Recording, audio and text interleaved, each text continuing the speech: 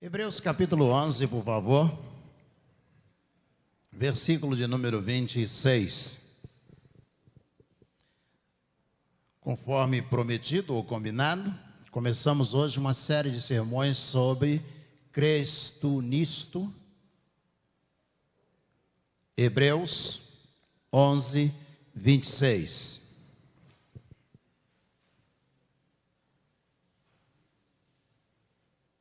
Vou ler na minha versão, não há projeção.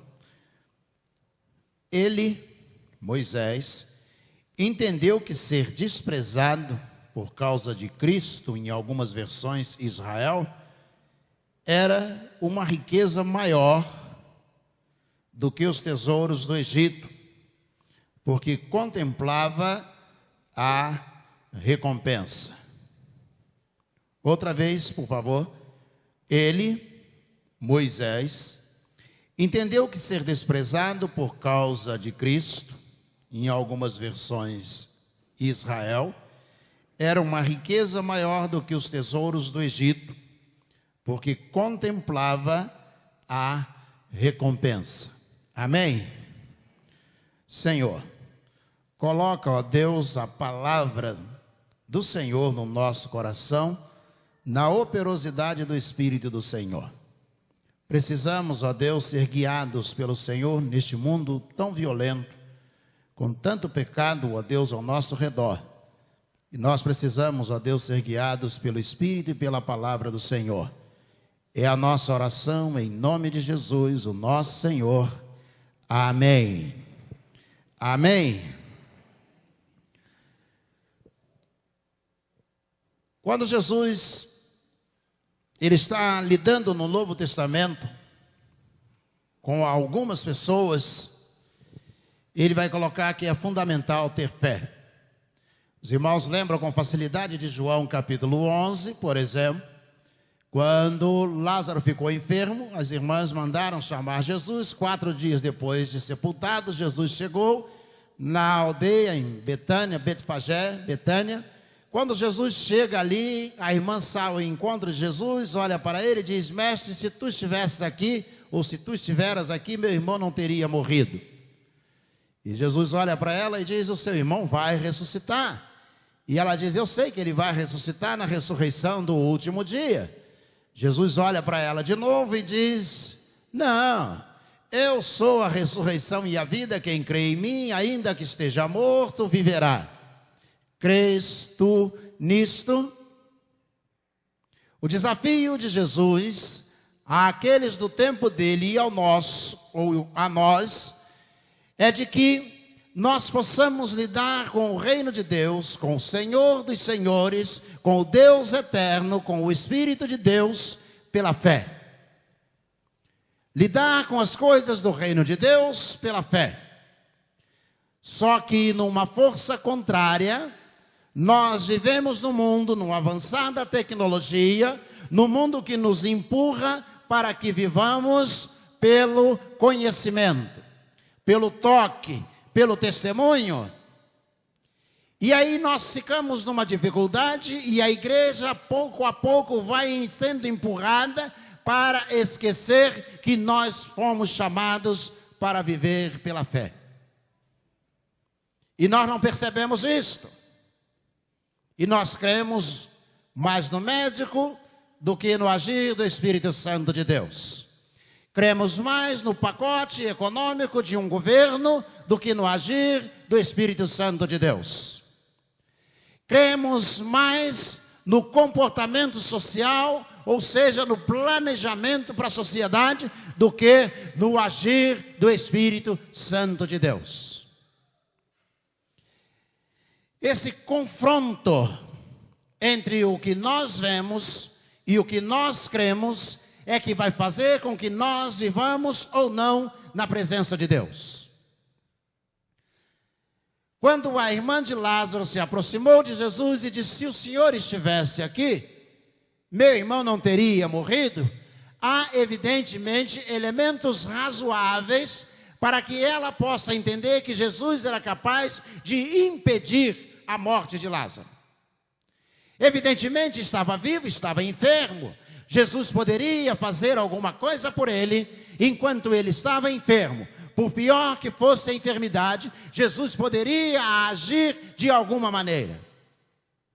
Mas agora ele estava morto e, se você me permite, passou da linha limítrofe da crença da irmã de Lázaro.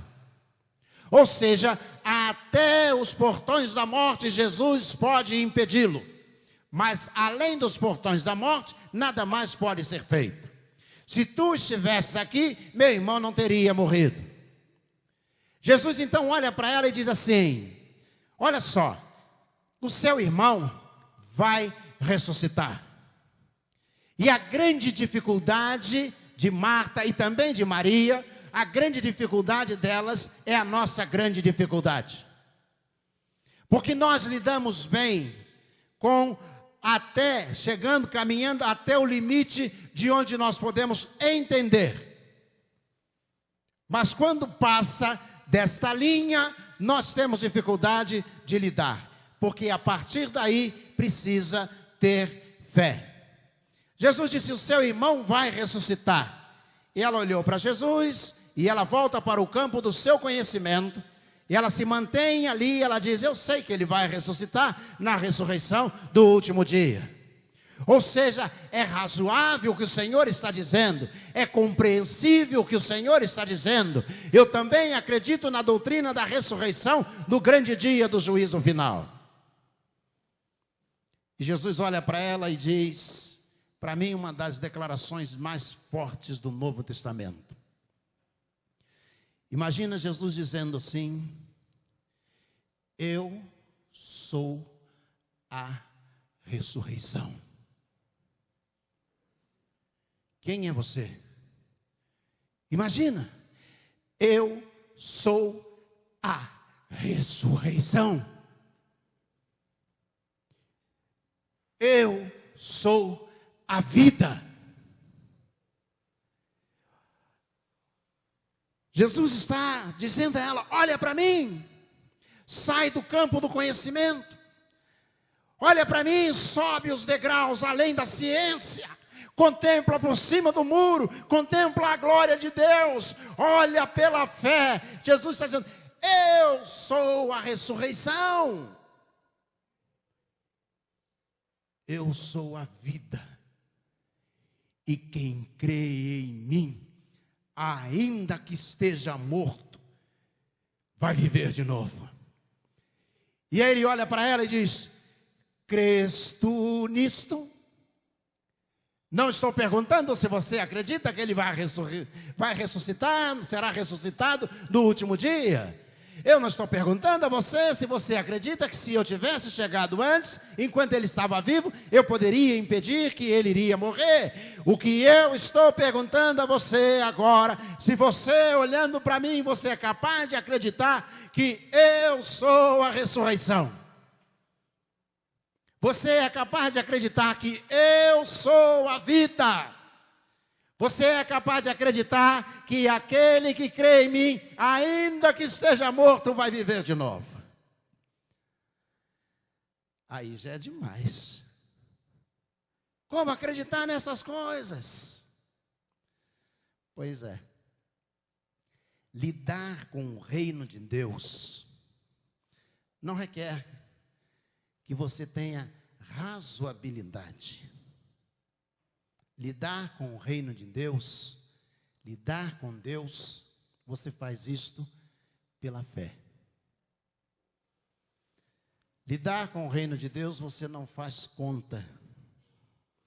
Davi foi fazer conta do seu exército para saber quantos soldados tinha, e Deus mandou dizer a ele: você vai ser castigado por isso, porque não é pela quantidade de soldados que você tem, pelo tamanho do seu exército, que você vai vencer. É pela fé. E aí você vê na carta aos Hebreus, capítulo 11, uma galeria inteira só sobre a fé. Ora, a fé é o firme fundamento das coisas que se esperam e a prova das coisas que se não veem. Vou repetir, é a prova das coisas que se esperam. Você não consegue acreditar como que, onde ela está, como que vai acontecer, mas você está esperando. E aí ele coloca uma galeria de heróis da fé. Ele diz, pela fé, Abraão saiu para uma cidade que Deus é o arquiteto, mas que ele nunca viu essa cidade. Como assim? Isso mesmo. Abraão foi chamado por Deus. E um chamado que transcendia toda a sua realidade, toda a sua compreensão. Eu imagino Abraão dizendo para a esposa e para os seus criados, dizendo a Jó, nós vamos para uma cidade. Onde? Não sei. Como que ela é? Não sei. Deus me chamou. O grande desafio de Abraão era crer. O grande desafio de Abraão era acreditar que Deus iria levá-lo a um lugar separado para ele. E Deus disse, em ti eu vou trazer à terra, trazer ao mundo uma multidão, como os grãos da areia da praia do mar, que ninguém pode contar. E Abraão disse, eu vou. Então vamos. E ele deixa a sua cidade, junta parte do patrimônio, provavelmente não dá para levar tudo, mas junta e parte para uma cidade que Deus é o arquiteto. E ele parte, sabe por quê? Porque ele acreditou. Crês tu nisso, Abraão? Eu creio. Diz, pela fé, Moisés, sendo filho de Faraó, deixou as riquezas do Egito e ele foi sofrer com o povo de Deus. E diz o versículo 26, sofrer por Jesus. Aí eu não entendo nada, pastor. Nós estamos no Velho Testamento, Moisés está saindo para levar o povo pelo deserto, para uma terra prometida, e ele vai sofrer por Jesus. Jesus vai nascer 2000 anos atrás, e Moisés já estava sofrendo por Jesus com o povo no deserto. Vou te explicar. John Landers tem um livro, I Invited to Old Testament. Um convite para você ao Velho Testamento. E ele diz o seguinte, que todo o Velho Testamento é um antitipo do Novo Testamento. Isso mesmo. Vou repetir. Tudo que ocorre no Velho Testamento é um antitipo do que vai acontecer no Novo Testamento. Moisés, o libertador do Velho Testamento, quando nasce, ele é colocado no rio e ele é levado para o Egito. Jesus, o Filho de Deus, filho de José e Maria, quando ele nasce, então Herodes resolve matar todas as crianças, porque havia uma profecia de que um menino rei havia nascido. E então José e Maria, de noite, eles fogem para o Egito, o mesmo lugar de Moisés. O Velho Testamento é só um ensaio do Novo Testamento. Ele é uma espécie de um script que começou e vai acontecer no Novo Testamento. Você quer ver, por exemplo, Abraão? Deus disse, e você virá uma grande nação através de você sobre a face da terra. E Abraão não conseguia sequer ter um filho legítimo com a sua esposa. Como que viria uma grande nação? Seria impossível.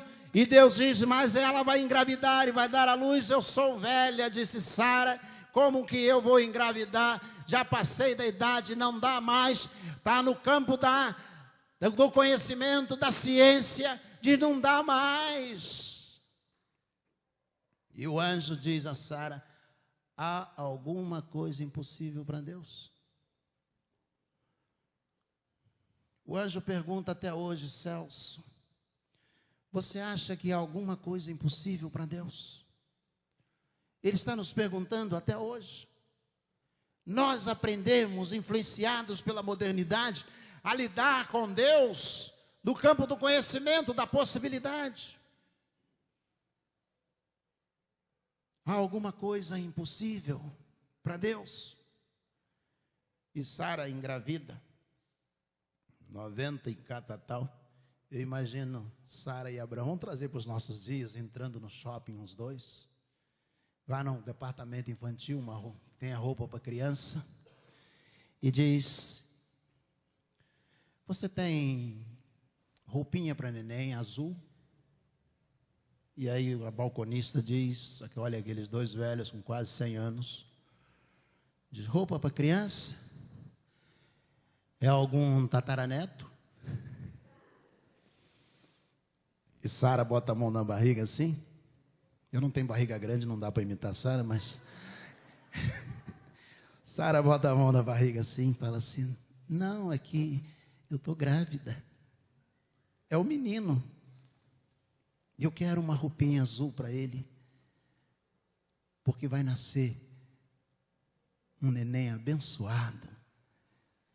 Deus vai abençoar as nações da terra através do meu marido, e esse é o primeiro filho. Não dá para compreender. Não cabe na caixa do conhecimento. Está dizendo o escritor da carta aos Hebreus, tudo isto foi pela fé. Tudo aconteceu pela fé. Diz assim: pela fé entendemos que o mundo foi criado. Eu já ouvi pregador dizendo: pela fé, os mundos foram criados. Está errado. Pela fé entendemos que o mundo foi criado, porque o mundo foi criado pela palavra. Foi pela palavra. E disse Deus: haja luz, e houve luz. E disse Deus: que surja a porção seca no meio das águas. E pela palavra surgiu a porção seca.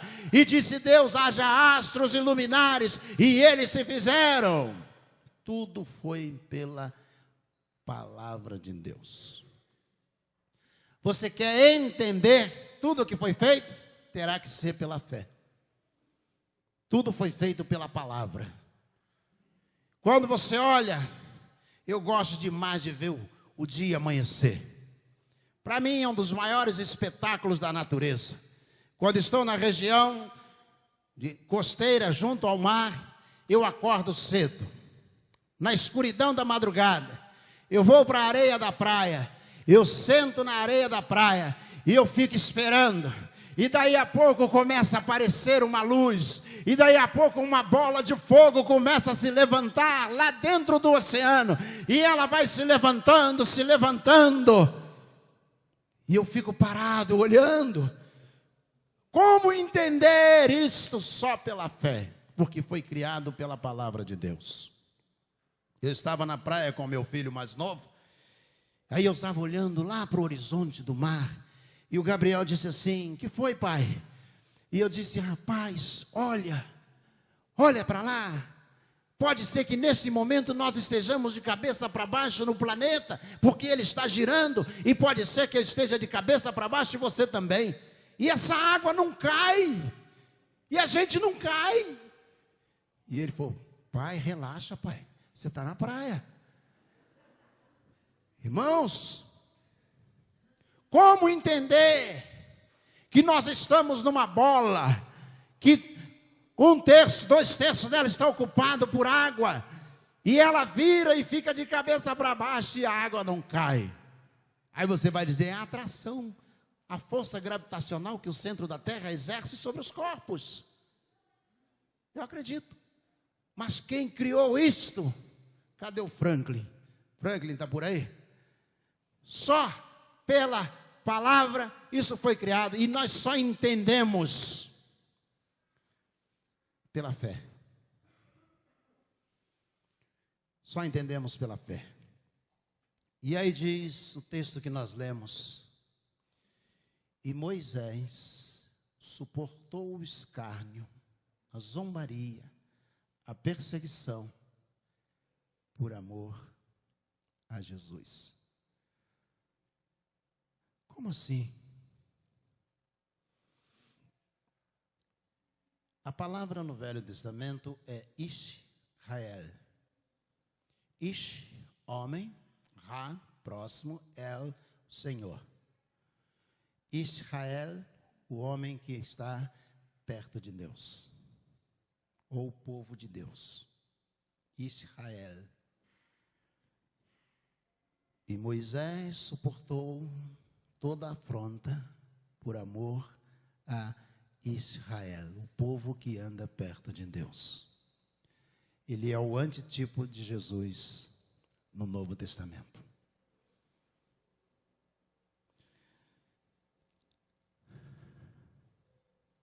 Pela fé. Pela fé. Pela fé.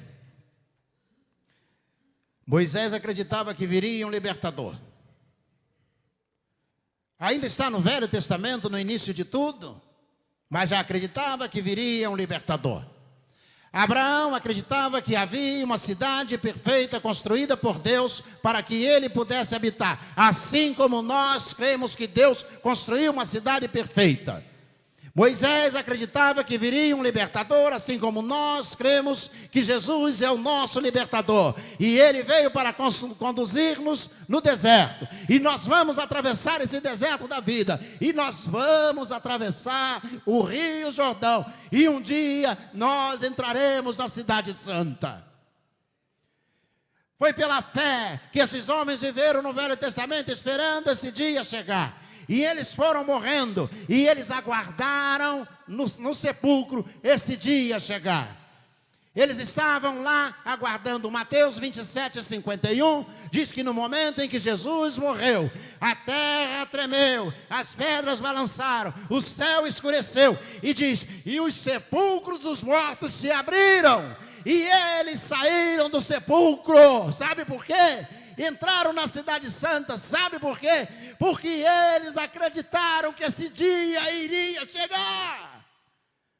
O que falta a muita gente nos nossos dias é acreditar que um dia nós atravessaremos os portões e entraremos no céu. Porque esse dia vai chegar. Um pregador do século passado, ele dizia o seguinte, e quando Jesus morreu, naquele momento, Abraão abriu os seus olhos, Isaac abriu os seus olhos, e eles se levantaram do sepulcro, e diz, e eles começaram a caminhar, um após outro. Se você ler Mateus 27, a partir do versículo 51, vai dizer, e eles se levantaram, e eles entraram na Cidade Santa, Jerusalém, que nós conhecemos como Jerusalém, o lugar da paz. Eles foram entrando, um após outro, porque Jesus morreu e ressuscitou. Crês tu nisso? A Bíblia nos convida a acreditar. O reino de Deus diz que é impossível você lidar com Deus sem acreditar. Antes de tomar um remédio, é importante você orar. Antes de tirar o teu carro da garagem, é importante você orar. Antes de escolher uma namorada, é importante você orar. De escolher um namorado, é importante você orar. Antes de escolher uma profissão que você vai exercer, é importante você colocar o joelho no chão e perguntar, Deus, o que é que o Senhor quer que eu faça nessa vida? Porque nós andamos pela fé. Pela fé. Pela fé.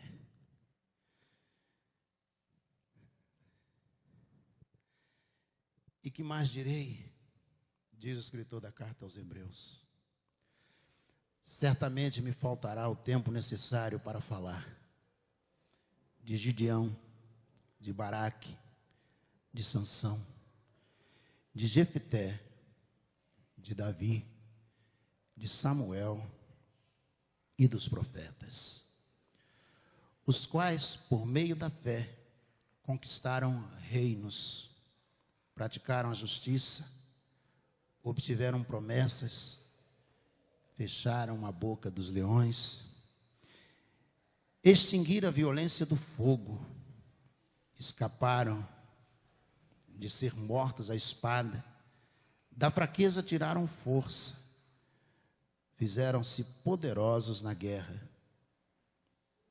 Puseram em fuga exércitos estrangeiros. Pela fé, mulheres receberam pela ressurreição os seus mortos. Os nossos irmãos em Cristo, diz assim a carta aos Hebreus: alguns foram torturados, não aceitando o seu resgate para obterem superior ressurreição. Outros, por sua vez, passaram pela prova de zombarias e açoites, sim, até algemas e prisões. Foram apedrejados, cerrados ao meio, mortos ao fio da espada. Andaram como peregrinos vestidos de peles de ovelhas e de cabras. Passaram por necessidades, foram afligidos e maltratados. O mundo não era digno deles. Andaram errantes pelos desertos, pelos montes, pelas covas, pelos antros da terra. Todos estes, mesmo tendo obtido bom testemunho por meio da fé, não obtiveram a concretização da promessa, porque Deus tinha previsto algo melhor para nós. Vou repetir. Eles não alcançaram a promessa, porque Deus tinha previsto algo melhor para nós, para que eles, sem nós, não fossem aperfeiçoados. Você já parou para pensar que o seu testemunho aperfeiçoa o testemunho de Abraão? Crês tu nisto? Que as suas palavras e o seu comportamento aperfeiçoa o testemunho de Moisés, a sua liderança? Que a sua fé aperfeiçoa a fé de Abraão ao oferecer Isaque? Porque sem nós, diz ele, a fé deles, que eles tiveram, não se aperfeiçoa. Quando termina o culto e nós voltamos para casa e nada acontece, a gente não testemunha, não evangeliza, não ensina, não canta, não lê. A gente faz cessar o testemunho desses homens que viveram pela fé. O mundo não conhece Abraão, porque a fé de Abraão se aperfeiçoa em nós.